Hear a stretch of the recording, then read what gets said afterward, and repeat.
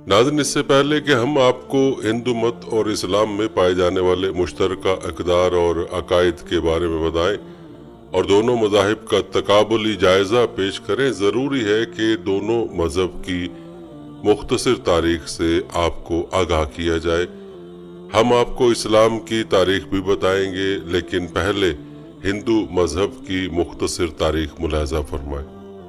नाज़रीन, याद रहे कि हिंदू मत किसी एक मज़हब का नाम नहीं है, बल्कि ये मुख्तलिफ व मुतज़ाद अकायद व रसूम, रुझानात, तसव्वुरात और तोहम्मात के मजमूए का नाम है। ये किसी एक शख्स का कायम करदा या लाया हुआ नहीं है, बल्कि मुख्तलिफ जमातों के मुख्तलिफ नज़रियात का एक ऐसा मुरक्कब है जो सदियों में जाकर तैयार हुआ, और इसकी वुसअत का ये आलम है कि इल्हाद से लेकर अकीदा वहदतुल वजूद तक बिला कबाहत इसमें जम कर लिए गए।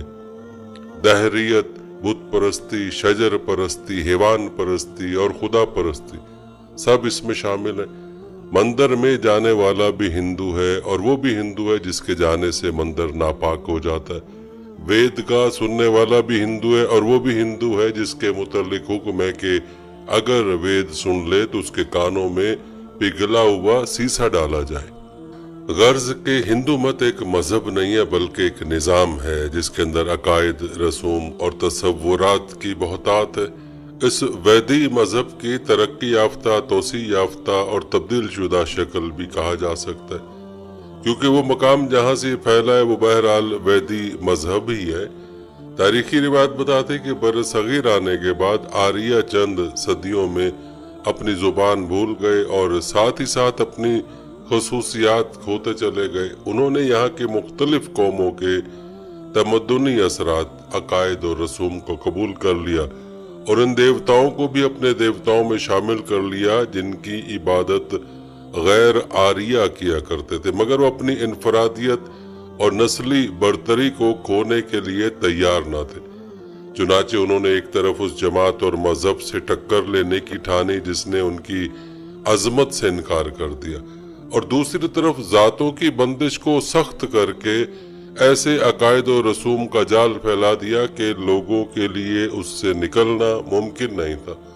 उन्होंने वैदी अहद की मजहबी किताबों और देवताओं को एहतराम के दायरे में महदूद कर दिया, और नई किताबों की तसनीफ और नए देवताओं की शमूलियत से मजहबी निज़ाम कायम किया, और उस पर नई किताबों में उस निज़ाम की बुनियाद रखी गई।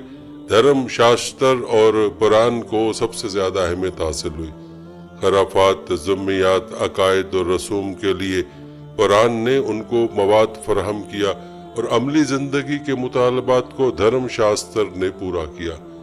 ब्रह्मा, शिव और विष्णु को तस्लीम कर लिया गया, और अलवियत के इन तीनों शक्लों को त्रिमूर्ति के नाम से मौसूम किया गया है। ब्रह्मा को पहले अफजल माना गया, और सरस्वती को, जिसकी सवारी मोर है, उसकी बीवी बताया गया। नीज उसे इल्म और दानाई की देवी बताया गया। फिर ब्रह्मा की अजमत कम करके उसकी परस्तिश रोक दी गई, और विष्णु और शिव को उस पर फोकियत देकर उसकी कमतरी का ऐलान कर दिया गया। नाज़रीन, आपको बताते चले कि मौर्रखीन ने बिलअमूम आर्याई दौर को 3 हिस्सों में तकसीम किया: साबिका वैदी दौर, आखिरी वैदी दौर या रज़मिया दौर। हिंदू दौर यानी परानो समृति है। आर्याई दौर उस अहद से ताल्लुक रखते जब वो हिंदुस्तान पर हमलावर हुए थे और यहाँ के बाशिंदों से बरसरे पैकार थे। जहाँ तक बात है आर्यों की मजहबी किताबों की, तो आपको बताते चले कि आर्यों की मजहबी किताबों की तादाद 4 है, जो 4 वेदों के नाम से मशहूर है: ऋग्वेद, सामवेद, यजुर्वेद, अथर्ववेद। नाज़रीन, आपको बताते चले कि वेद का लफ्ज विद से निकला, जिसके मानी जानने और इल्म है। इसलिए वेद का इतलाक आम अलूम या मखज़न अलूम के हैं, जिसे संहिता कहते हैं। ये मखज़न अलूम शुरू में 3 मजमुओं पर मुश्तमिल था: ऋग्वेद संहिता, सामवेद संहिता और यजुर्वेद संहिता। बाद में इसमें अथर्वा वेद संहिता का इजाफा हो गया, जो मजमून के लिहाज से एक ही है। ये संहिता मंत्रों या भजनों का मजमुआ है। اس لیے یہ منتر بھی کہلاتی ہے۔ راسخ العقیدہ ہندوؤں کا عقیدہ ہے کہ تمام وید الہامی ہیں اور پریمیشور کے خاص بندوں کے ذریعے ہم تک پہنچائے گئے اور برہما نے انہیں خود اپنے ہاتھ سے لکھا ہے۔ ناظرین، تاریخی روایت بتاتے ہیں کہ ویدوں کے مضامین سے صاف ظاہر ہے کہ کچھ منتروں کو چھوڑ کر بقیہ بر صغیر کی سرزمین پر لکھے گئے۔ جب آریہ یہاں آئے تھے تو انہیں کچھ مذہبی بھجن زبانی یاد تھے اور انہیں زبانی منتقل کرتے گئے، اور جب وہ فن تحریر سے آگاہ ہوئے تو ان کی ابتدائی تحریریں یہی بھجن اور منتر ہوئے جو اب رگ وید کا حصہ ہے، اور تکرار اور حذف و اضافے کے ساتھ دوسرے ویدوں میں شامل کیے گئے۔ ان کے بہت سے مضامین بہت بعد کے حالات پر مشتمل ہے۔ اس طرح ویدوں کا زمانہ 1000 قبل مسیح سے 600 قبل مسیح تک متعین ہوتا ہے، جو قرین قیاس ہے۔ ناظرین، آپ کو بتاتے چلے کہ ہندو مت کی تاریخ بہت قدیم ہے۔ اسے ویدک دور سے بھی قدیم خیال کیا جاتا ہے، کیونکہ ویدک دور اور ویدوں کے مرتب ہونے کا دور مختلف ہے۔ ہندو مت میں صدیوں تک زبانی روایت کا رواج رہا، چنانچہ اس کی تاریخ اور مذہبی کتابیں سینہ بسینہ ہی منتقل ہوتی رہی۔ بعد ازاں ان کا تصنیفی عہد بھی خاصا طویل رہا۔ ہندو مت کی سب سے معروف کتابیں وید ہیں، جن کا مختصر تذکرہ آپ ملاحظہ کر چکے ہیں۔ روایت کے مطابق رگ وید کا جغرافیائی دائرہ افق، جس میں ندیوں اور قبرستانوں کے نام دیے گئے، یہ ہندو کش اور ملتان کے علاقے سے گنگا کے بالائی خطے تک پھیلا ہوا تھا، جبکہ ہندو اور جین مت کی اصل ان آریاؤں کے تصورات میں ملتی ہے جو تقریباً 4500 قبل مسیح میں وسطی ایشیا سے ہمالیہ تک پھیلے ہوئے تھے۔ آریوں کی ایک شاخ نے پارسی مذہب کی بنا بھی ڈالی۔ دنیا کے دوسرے بڑے مذاہب اسی کے بعد وجود میں آئے، مثلاً یہودیت 2000 قبل مسیح میں، بدھ مت 500 قبل مسیح میں، مسیحیت 2000 برس پہلے اور اسلام 1400 برس قبل مارز وجود میں آئے۔ اسی لیے ہندو مت کی تاریخ کو قدیم تاریخ بتایا جاتا ہے۔ ناظرین، ہندو مت کی تاریخ کی کتابوں میں رشیوں اور منیوں کی روایت سے پہلے منوؤں کی روایت کا ذکر ملتا ہے، جنہیں جین مت میں کلکر کہا گیا۔ ایسے تقریباً 14 منو تسلیم کیے گئے جنہوں نے معاشرے کو مہذب اور تکنیکی بنانے کی زبردست کوششیں کی۔ پہلے منو کا نام منو ہی تھا اور پہلی خاتون ستروپا تھی۔ مہابھارت میں 8 منوؤں کا ذکر کیا گیا۔ اس وقت دنیا میں 8ویں منو ویوسوت کی نسل ہے۔ ناظرین، یہ تھا مختصر تذکرہ ہندو مت کی ابتدائی تاریخ کا۔ مختصر تذکرہ کرتے ہیں اسلام کی تاریخ کا، اور اس کے بعد دونوں مذاہب کا تقابلی جائزہ پیش کرتے ہیں۔ ناظرین، آپ کو بتاتے چلیں کہ ایک مذہب کے طور پر اسلام کی ابتدا 610 عیسوی میں ہوئی، جب پیغمبر اسلام صلی اللہ علیہ وسلم پر وحی نازل ہوئی۔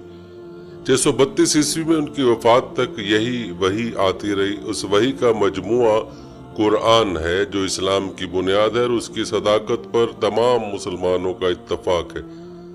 ناظرین، ایک دلچسپ مشاہدہ یہ ہے کہ تہذیب کے آغاز سے ہی ان مذاہب کے زندہ رہنے کے امکانات بہت زیادہ تھے، جن کی بنیادوں میں کتاب موجود تھی۔ یونانی، مصری اور آشوری مذاہب مٹ گئے اور پھر غائب ہو گئے، لیکن یہودیت، ہندو مت، عیسائیت اور اسلام زندہ رہے اور پھلے پھولے۔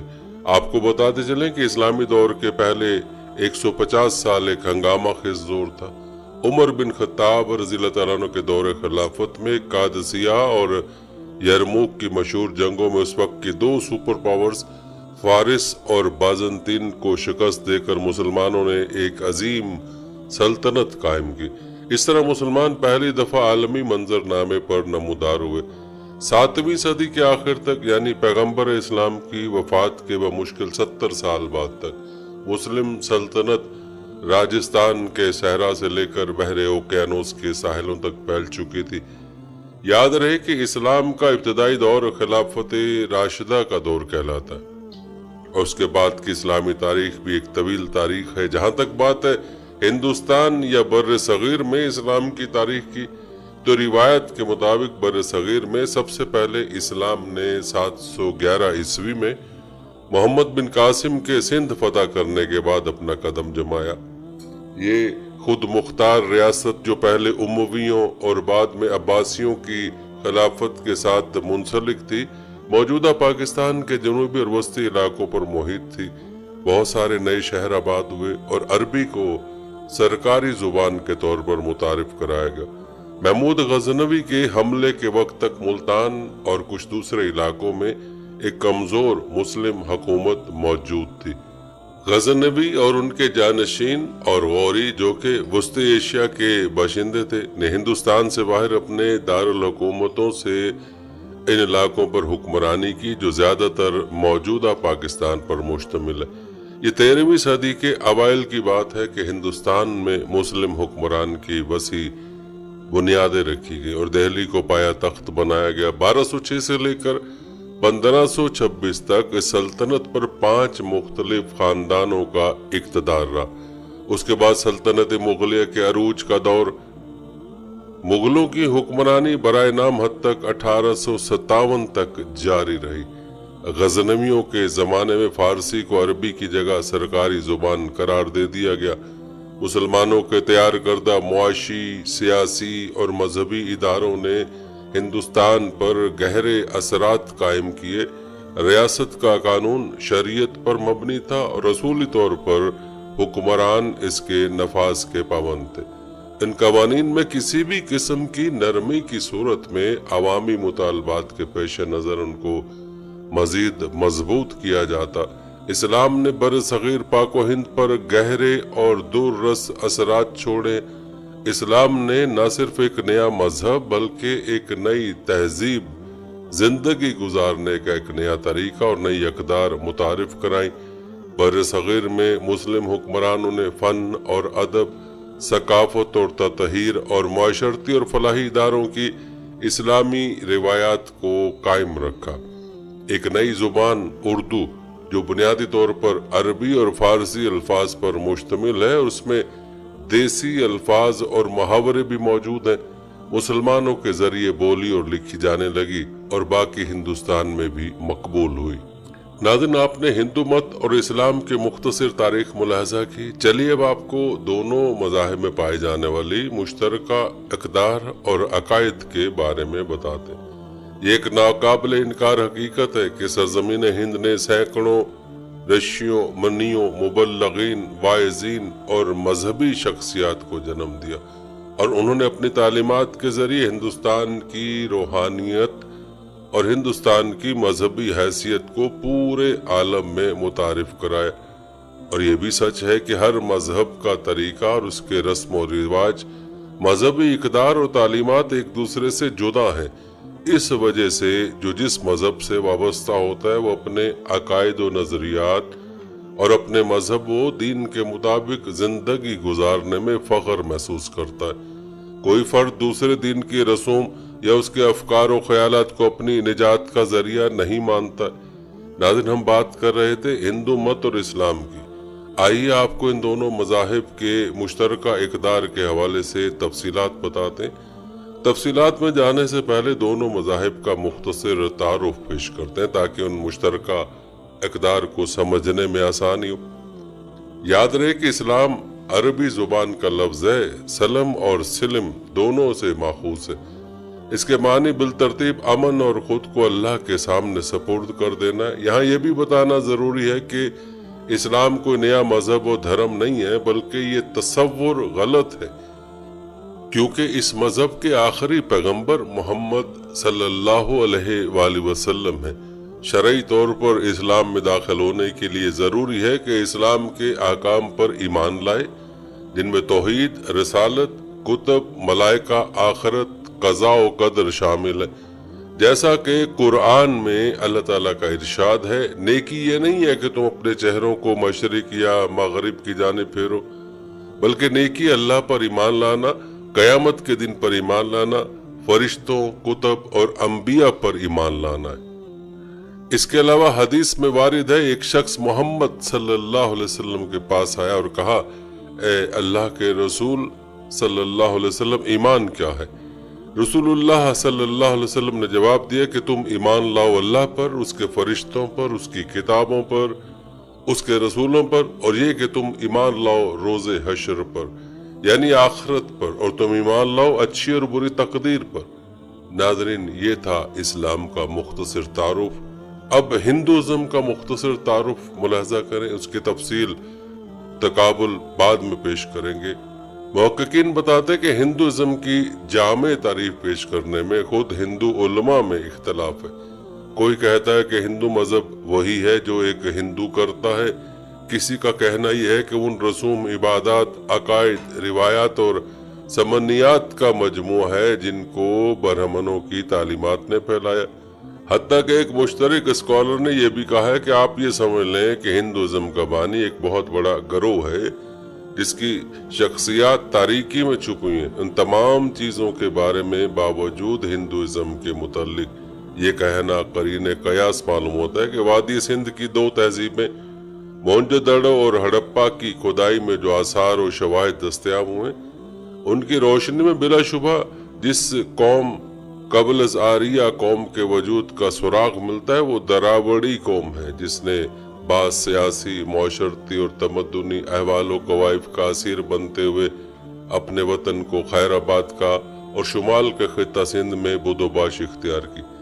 नीज अपनी जान फिशानियों, कुर्बानी और जिंदा कौम की दीगर खसूसियात से मुज़य्यन होकर हिंदुस्तान के दीगर अतराफ को अपना मस्कन बनाया।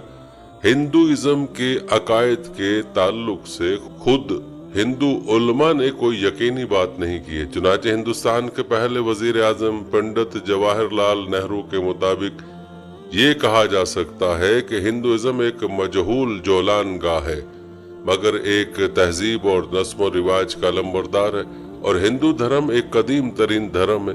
नाज़रीन, आपने दोनों मज़ाहिब का मुख्तसर तारुफ मुलाजा किया। आइए अब इन दोनों मज़ाहिब के मुश्तरका बातों, तालीमात और इक़दार के बारे में आपको बताते हैं। याद रहे कि ये दोनों मज़ाहिब बहुत हद तक इख्तलाफ पर मबनी हैं मगर बाज़ मकामात पर यकसानियत और मुमासलत भी रखते हैं। सबसे पहले बात करते हैं मजहबी इक़दार में मुमासलत की, जिनमें सबसे पहले बात आती है अकायद की।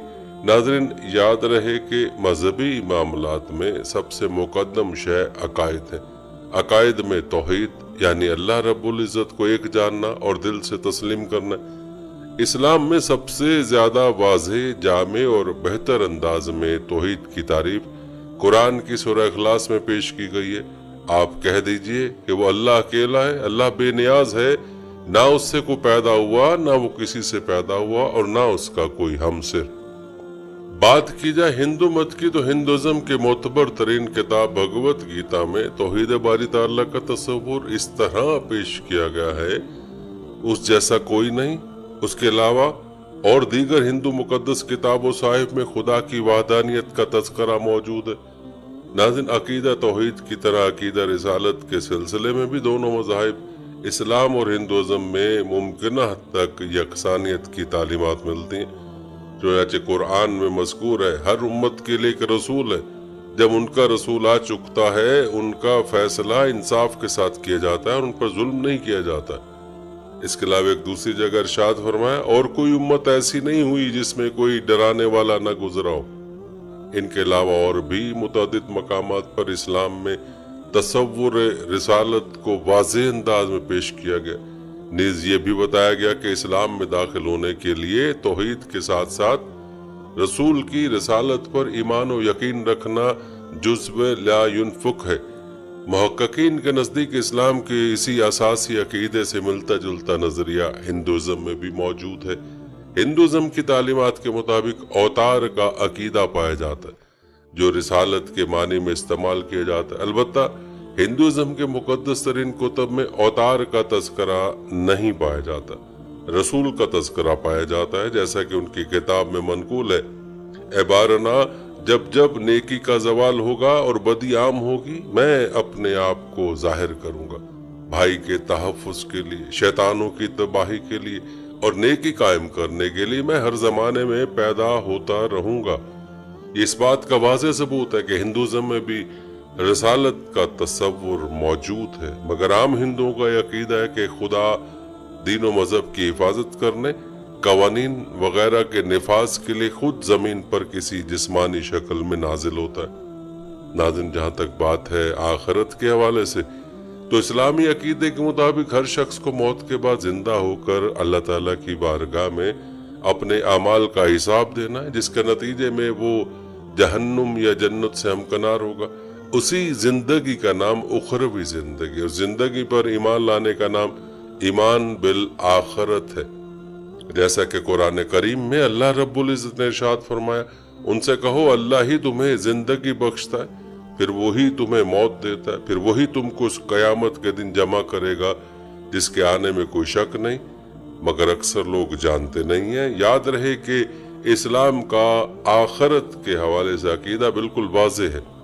اس کے برعکس ہندو دھرم کا مشہور عقیدہ تناسخ اور پنرجنم ہے، جو عقیدہ آخرت کے بالکل مخالف ہے، لیکن رگ وید میں بعض ایسے نصوص موجود ہیں جو قدیم ویدک ادب میں عقیدہ آخرت پر قدیم ہندوؤں کے اعتقاد پر دلالت کرتے ہیں۔ جیسا کہ رگ وید میں ہے، سورج کے حصول کی صحیح کرو تاکہ آگ کی قدر و قیمت پہچان سکو۔ یقیناً ہمارے رسول بھرت بکو رشو دونوں زندگی پر یقین رکھتے تھے۔ ناظرین، اگر بات کی جائے عبادت میں مماثلت کی، تو عبادت کے متعلق بھی اسلام میں بیشتر مقامات پر احکام نازل ہوئے۔ اسلام میں دو طرح کی عبادتیں پائی جاتی ہیں، جسمانی عبادت، مالی عبادت۔ اور آپ کو بتاتے چلے کہ عربی لغت میں عبادت کا مادہ عین بے دال ہے، جو نہایت خضوع کے ساتھ عبادت کو کہتے ہیں، اور التعبد بندگی، جبکہ عبادت اطاعت کو کہتے ہیں۔ یوں اسلام میں ہر اس عمل کو عبادت کا درجہ دیا جاتا ہے جو صرف اللہ تعالیٰ کی رضا کے لیے کیا جائے، اس کے ساتھ کسی کو بھی اس درجے میں شریک نہ کیا جائے۔ اسلام میں عبادت کا بنیادی مقصد رضائے رب ہے۔ اگر عبادت کے ذریعے سے خدا راضی نہ ہو تو وہ عبادت بے معنی ہو کر رہ جاتی ہے، جبکہ ہندوازم کے ماخذ میں غور کرنے سے پتہ چلتا ہے کہ ہندوازم میں عبادت کا مترادف لفظ اپاسنا استعمال ہوتا ہے۔ آپ کو بتاتے چلیں کہ ہندو مذہب میں اپاسنا ہر اس قول و فعل کا نام ہے جس سے برہما یا بھگوان کی قربت حاصل کی جا سکتی ہے۔ اس کے اندر وسیع معنی پائے جاتے ہیں۔ اس کے علاوہ ویدوں میں عبادت کا تصور اس طرح بیان کیا گیا، اے پریمیشور، تو علیم کل صفات سے موصوف منور پرجلال ہے، مجھے بھی تیج یعنی علم و معرفت اور جاہ و جلال عطا کر۔ اے پریمیشور، تو ہی غیر متناہی قوت والا ہے، اپنی عبادت سے مجھے بھی جسم و دماغ کی قوتیں، دلیری، چستی اور ہمت و استقلال عطا کر۔ اس طرح دوسری جگہ بیان کیا گیا ہے، فطرت کے دیوتا، جب میں گناہ کا مرتکب ہوتا ہوں تو میں تیری پناہ تلاش کرتا ہوں، تمہارے قوانین نہ ہلنے والے پہاڑ کی مانند ہیں، تو نے اپنے قوانین کو چھپا کر نہیں رکھا، میں نے تمہارے انہی قوانین پر زندگی استوار کی۔ ناظرین، مختصر یہ کہ ویدک تعلیمات کے مطابق اپاسنا معبود کے سامنے عجز و انکساری کا اظہار اور مدد و نصرت کا ذریعہ، یہی مقصد اسلام میں عبادت کا ہے۔ معلوم ہوا کہ عبادت کا مفہوم تو دونوں مذاہب میں مواصلت رکھتا ہے، لیکن اسلام میں عبادت اللہ کی جاتی ہے اور ہندو مت میں عبادت بتوں کی جاتی ہے۔ ناظرین، بات کرتے ہیں سماجی تعلیمات میں مماثلت کی۔ سماج ہر انسان کی ضرورت ہے، بغیر اس کے انسانی زندگی کا تصور محال ہے۔ انسان سماج میں رہتے ہوئے اچھے یا برے کام کرتا ہے۔ ہر مذہب میں سماج کے کچھ اصول اور ضوابط ہوا کرتے ہیں، جیسا کہ سماج صالح، صحت مند ہونا چاہیے، ذات پات، رنگ و نسل کا کوئی فرق نہیں ہونا چاہیے، وغیرہ وغیرہ۔ اسی طرح اسلام اور ہندوازم نے بھی پاکیزہ معاشرے کے لیے کچھ اصول و ضوابط متعین کی ہیں۔ چند مثالیں یہاں پیش کی جاتی ہیں۔ مثال کے طور پر شراب کی ممانعت کے سلسلے میں اسلام اور ہندوازم دونوں میں یکساں طور پر ممانعت کے شواہد موجود ہیں۔ ہندوازم کی مقدس کتاب منو سمرتی میں مذکور ہے، کسی دینی پیشوا کو مارنے والا، شراب پینے والا، چوری کرنے والا اور اپنے پیر و مرشد کی بیوی سے ہم بستری کرنے والا، یہ سب کے سب اور ان میں سے ہر ایک کو پاپ کا مرتکب خیال کیا جانا چاہیے۔ اس کے علاوہ ہندوازم کی دیگر کتب میں بھی شراب اور جوئے کی ممانعت کے سلسلے میں کثیر شواہد موجود ہیں، اور بات کی جائے اسلام کی تو اسلام میں بھی شراب حرام ہے۔ ناظرین، یاد رہے کہ سماج میں توازن اور انصاف برقرار رکھنے کے لیے وراثت کا قانون بھی اہم کردار ادا کرتا ہے۔ मुहक्किकीन के मुताबिक इसका तस्वुर भी इस्लाम और हिंदुज़म में यकसा मौजूद है। नाज़रीन, अगर हम हिंदुज़म के मौक़िफ़ का मुताला करें तो सैकड़ों मसाइल ऐसे हैं जो इस्लाम की तालीमात से हम आहंग हैं, लेकिन याद रहे कि इस हम आहंगी के बावजूद दोनों मज़ाहिब में ऐसे इक़दार मौजूद हैं जिनकी वजह से उन मज़ाहिब का आपस में दूर का ताल्लुक़ होना भी महाल है। ये मज़ाहिब उसी तरह से एक दूसरे के मुतज़ाद हैं जिस तरह से इस्लाम और कुफ्र। इन मज़ाहिब के तकाबुली जायज़े का ये मतलब हरगिज़ नहीं कि ये मज़ाहिब एक दूसरे के करीब हैं। अलबत्ता हिंदू और मुसलमानों के समाज में मुमासलत इस वजह से भी पैदा हुई कि बर्र-ए-सग़ीर में दोनों मज़ाहिब के लोग एक अरसे तक एक साथ रहे, जिसकी वजह से एक मज़हब के इक़दार और रसूमात दूसरे मज़हब के लोगों में भी पैदा हुए। नाज़रीन, जहाँ तक बात अकायद की है तो इस्लाम तो एक बाकायदा मज़हब है जिसका आगाज़ हज़रत आदम अलैहिस्सलाम से हुआ। तमाम अंबिया ने कलमा तैयबा ला इलाहा इल्लल्लाह की दावत दी।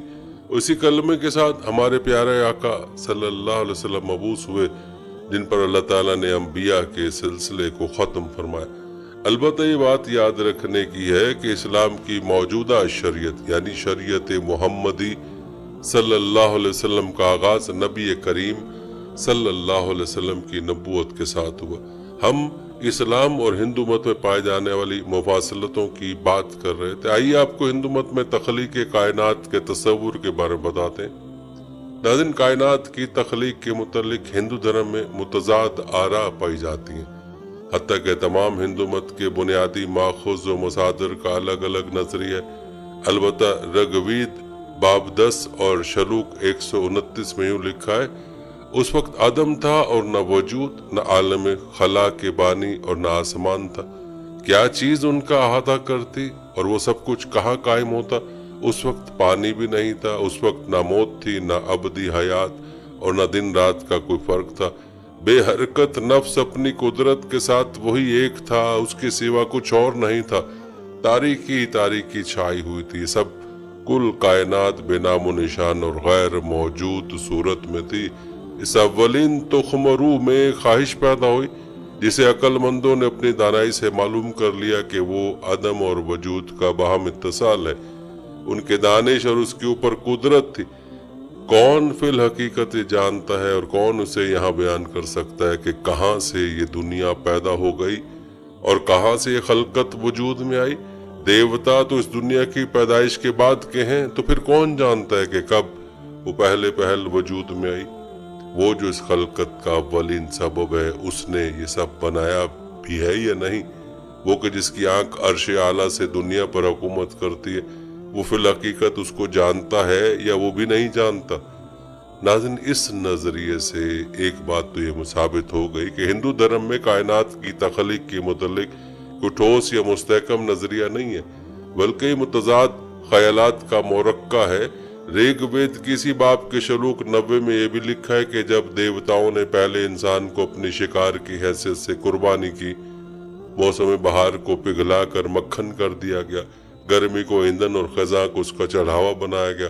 उसको कबूल करने वाले से मंजमद मक्खन यकजा हो गया, उसी से उसने मुर्गान हुआ, दरिंदों और चरिंदों को बनाया। नाजरीन, कायनात की तख्लीक के अलावा हिंदू मत में इंसानी तख्लीक के मुतालिक भी चंद चीज़ें मिलती हैं, ये भी मुलाजा फरमाए। हिंदू कुतुब के मुताबिक इब्तिदा में एक ही रूह थी। ये रूह जब अपने इर्द गिर्द देखती तो उसे अपने सिवा कुछ नजर न आता, बस रूह पुकारती यहाँ मैं हूँ। तब उसी लम्हे से मैं का तस्वुर कायम और मैंने वजूद पाया। वो तन्हा थी, इसीलिए अब भी तन्हाई में इंसान खूब महसूस करता है।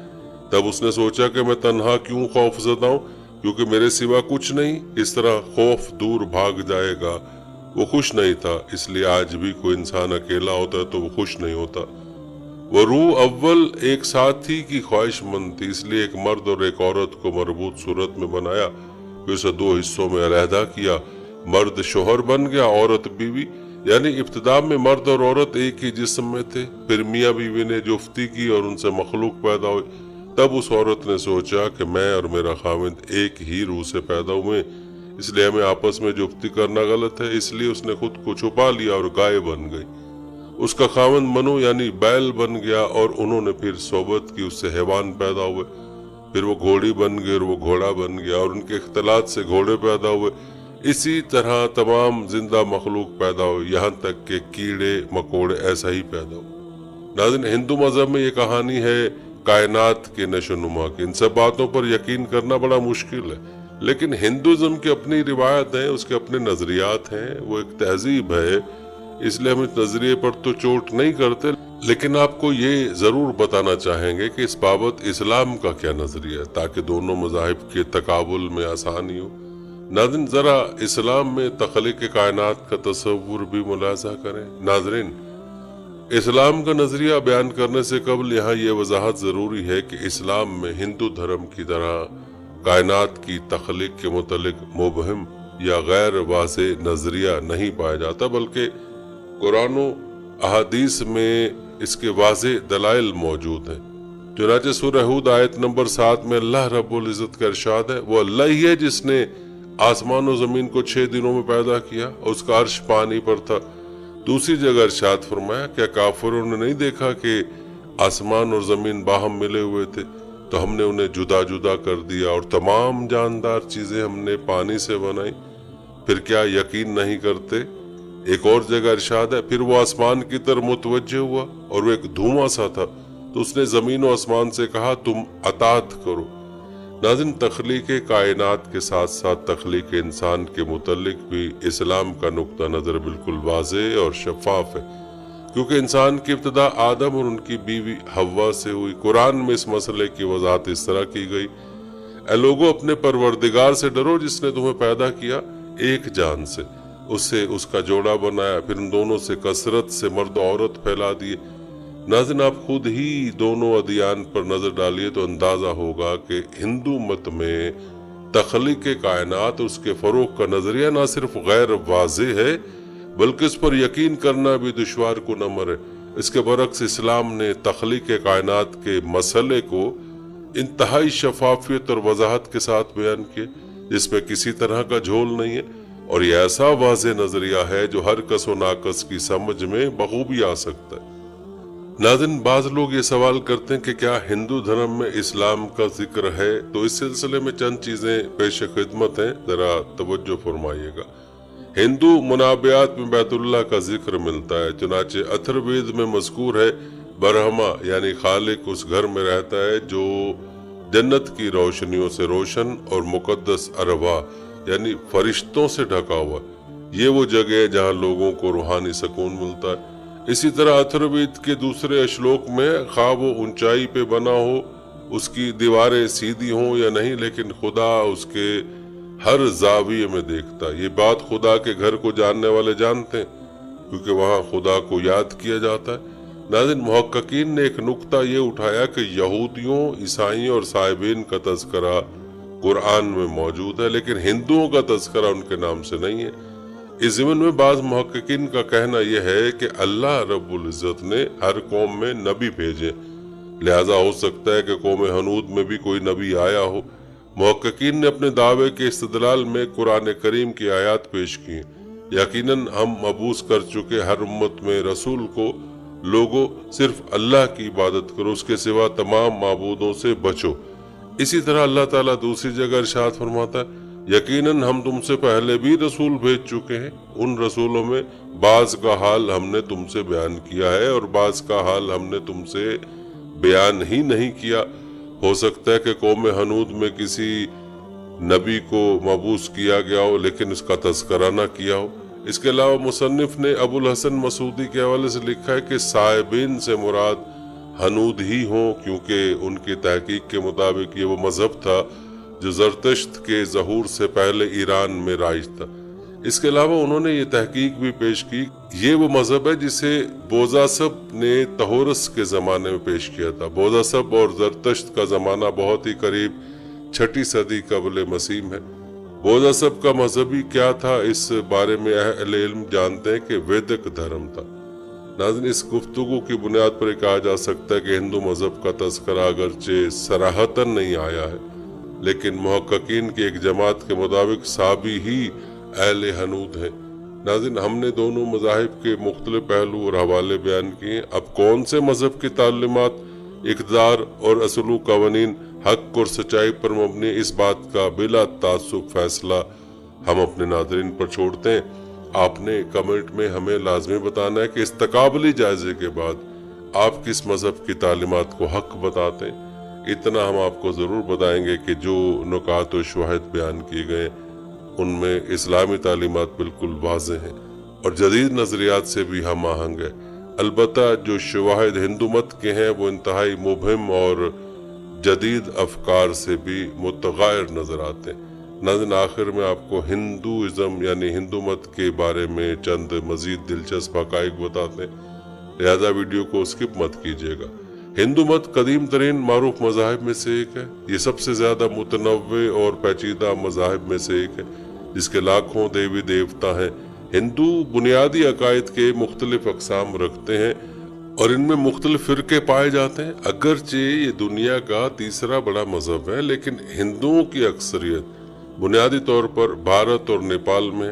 हिंदू मत की बुनियादी किताबें वेद, जिसे सबसे ज़्यादा अहम समझा जाता है, उपनिषद्स, महाभारत और रामायण है। इन तहरीरात में हम्द, विर्द, मंत्र, फ़लसफ़ा, रसूमात, नज़में और कहानियाँ पाई जाती हैं, जिन पर हिंदू अपने अकायद की बुनियाद रखते हैं। हिंदू मत में इस्तेमाल होने वाली दीगर तहरीरों में ब्राह्मण सूत्रा और ईरानियाक्स शामिल हैं। नाज़रीन, अगरचे हिंदू मत को अक्सर कसीर खुदाओं यानी 33 करोड़ खुदाओं के मानने वाले समझा जाता है, लेकिन वो एक बड़े खुदा ब्रह्मा को भी मानते हैं। ब्रह्मा को एक ऐसी हस्ती माना जाता है जो पूरी कायनात की हकीकत और वजूद के हर हिस्से में रहती है। ब्रह्मा ला शख्सी और नाकाबिल अदराक है और अक्सर उसे 3 अलग अशकाल यानी ब्रह्मा, खालिक, विष्णु, मुहाफिज और शिव, तबाह करने वाले के तौर पर माना जाता है। ब्रह्मा के इन पहलुओं को बहुत से दूसरे अवतारों के जरिए से भी जाना जाता है। हिंदू मत के इल्मुल हयात के खुलासा करना मुश्किल है, क्योंकि मुतअद्दिद हिंदू फिरकों में तकरीबन हर तरह के अलहाती निज़ाम के अनासिर पाए जाते हैं। हिंदू मत के चंद पहलुओं के बारे में आपको बताते हैं। मोनिस्टिक, जिनका मानना है कि सिर्फ एक खुदा है, ये सनकारा फिरके का अकीदा है। नंबर 2, पैंथिस्टिक, जिनका मानना है कि सिर्फ वाहिद खुदा है, लेकिन वो खुदा दुनिया की हर शय में जाहिर है। ये ब्राह्मणों का धर्म और उनकी तालीमात है। नंबर 3, पैनथिस्टिक, इनका मानना है कि दुनिया खुदा का हिस्सा है। ये रामानुजा फिरके का अकीदा है। थीइस्टिक, जिनका मानना है कि वाहिद खुदा है जो तख्लीक से अलग है। ये भुक्ति हिंदू मत का अकीदा है। नाज़रीन, दूसरे फिरकों का मुशाहदा करने से पता चलता है कि हिंदू मत दहरिये, ज़ात खुदा का इनकार करने वाले, अलहात परस्त, अखलाकियात पर जोर देने वाले और फितरत के कवानीन में खुदा की मुदाखलत का इनकार करने वाले और यहाँ तक कि अदमियत, फनाइयत के कायल भी हो सकते हैं। हो सकता है कि हिंदू लफ्ज़ या लक़ब में इतनी इक़साम की मौजूदगी से कोई शख्स हैरान हो और सोच में पड़ जाए कि कौन सी बातें उसे पहले दर्जे का हिंदू बना सकती हैं। इस मज़हब के हवाले से हकीकी मसला ये है कि आया कोई शख्स अकायद के निज़ाम यानी वेदों को मुक़द्दस किताब के तौर पर तस्लीम करता है या नहीं। अगर करता है तो वो हिंदू है, अगर नहीं करता तो वो हिंदू नहीं है। वेद हिंदू मत के इल्मुल हयात की किताबों में ज़्यादा अहमियत की हामिल मानी जाती है। इसमें बहुत सेर हासिल और रंग बरंगी अफसानवी दास्तानें यानी मजहबी दास्तानें पाई जाती हैं, जो कि दानिस्ता तौर पर अफसानवी किरदारों और बयानात इल्मुल हयात और तारीख को इस अंदाज से बुनती हैं कि यूं महसूस होता है जैसे उस कहानी की जड़ें मजहब में पेवस्त हैं। इन अलहाती अफसानवी दास्तानों की जड़ें इंडिया की तारीख और सकाफत में इतनी गहरी हैं कि वेदों की तरदीद को हिंदुस्तान की मुखालफत समझा जाता है। इसलिए ऐसे अकीदा निज़ाम को हिंदुओं की तरफ से रद्द कर दिया जाता है जो किसी भी हद तक भारतीय सकाफत को कबूल नहीं करता। अगर कोई निज़ाम भारतीय सकाफत और उसकी इलाही अफसानवी दास्तानवी तारीख को कबूल करता है तो उसे हिंदू के तौर पर गले लगाया जाता है। इससे कुछ फर्क नहीं पड़ता कि अपने अकायद के लिहाज से खुदा के वजूद पर ईमान रखता है, अदमियत के तस्वुर का पैरोकार है या फिर दहरियत का कायल है। नाज़रीन, आपको बताते चले कि हिंदू मत इंसानियत को इलाही मखलूक के तौर पर देखते हैं, क्योंकि ब्रह्मा सब कुछ है ہندو دعویٰ کرتے ہیں کہ ہر کوئی الہی ہے، آتما خود برہما کے ساتھ ایک ہے، برہما سے باہر تمام حقیقت کو صرف فریب کے طور پر دیکھا جاتا ہے۔ ایک ہندو کا روحانی مقصد برہما کے ساتھ ایک ہونا، اسی طرح اپنی فریب آمیز صورت میں وجود سے دستبردار ہونا فرد کی خودی ہے۔ اس آزادی کو موکشا کے طور پر پیش کیا جاتا ہے۔ جب تک موکشا حاصل نہیں ہوتا، ہندو ایمان رکھتا ہے کہ وہ بار بار پیدا ہوگا تاکہ وہ سچائی کی پہچان حاصل کرنے کے لیے کام کر سکے۔ سچائی یہ ہے کہ واحد برہما وجود رکھتا ہے اور کوئی نہیں۔ ایک شخص کیسے دوبارہ پیدا ہو سکتا ہے؟ اس کا تعین کرما سے ہوتا ہے، جو کہ سبب اور تاثیر کا اصول ہے، جسے فطرت کے توازن سے کنٹرول کیا جاتا ہے۔ جو کچھ کسی شخص نے ماضی میں کیا، اس کا اثر مستقبل میں وقوع پذیر ہونے والی چیزوں پر ہوگا۔ اس میں ماضی اور مستقبل کی زندگیاں بھی شامل ہیں۔ ناظرین، ایک مختصر خاکہ خلاصہ پیش کیا گیا تاکہ آپ کو اندازہ ہو سکے کہ ہندو مت میں کس قدر پیچیدگیاں موجود ہیں۔ یہ کوئی باقاعدہ مذہب نہیں ہے،